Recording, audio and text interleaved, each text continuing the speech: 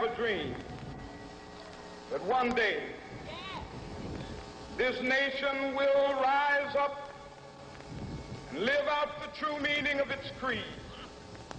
We hold these truths to be self-evident, that all men are created equal.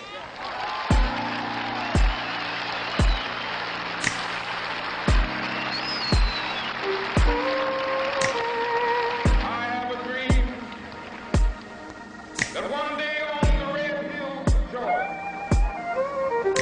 sons of former slaves and the sons of former slave owners will they be able to sit down together at the table of brotherhood. I have a dream that one day,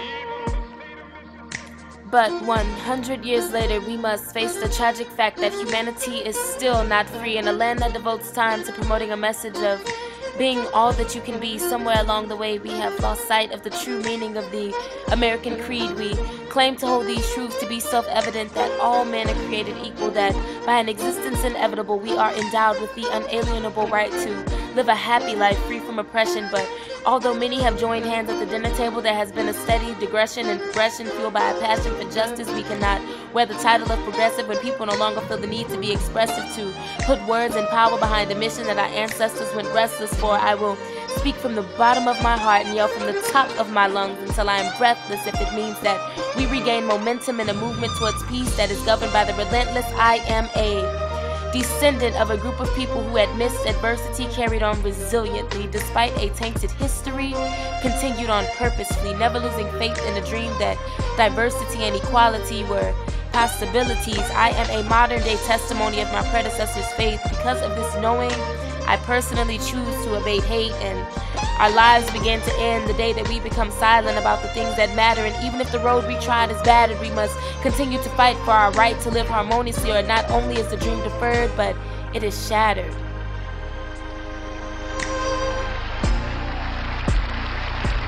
I have a dream that one day little black boys and black girls will be able to join hands with little white boys and white girls as sisters and brothers. I have a dream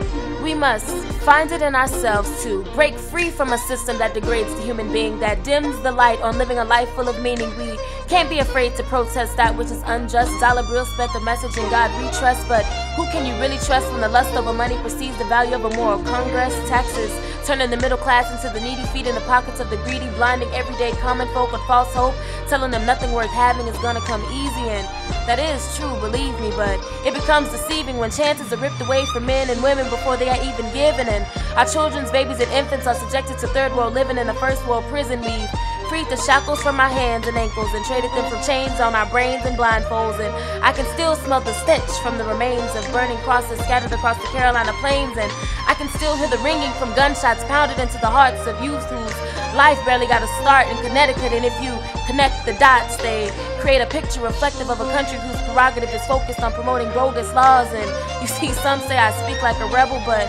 I don't stand without a cause, and only fools gather behind systematic flaws. And there will never be peace abroad if there's war at home, and there comes a time when one must take a position that is neither safe nor politic nor popular, but he must do it because his conscience tells him it is right. We will be able to transform the jangling discourse of our nation into a beautiful symphony of brotherhood.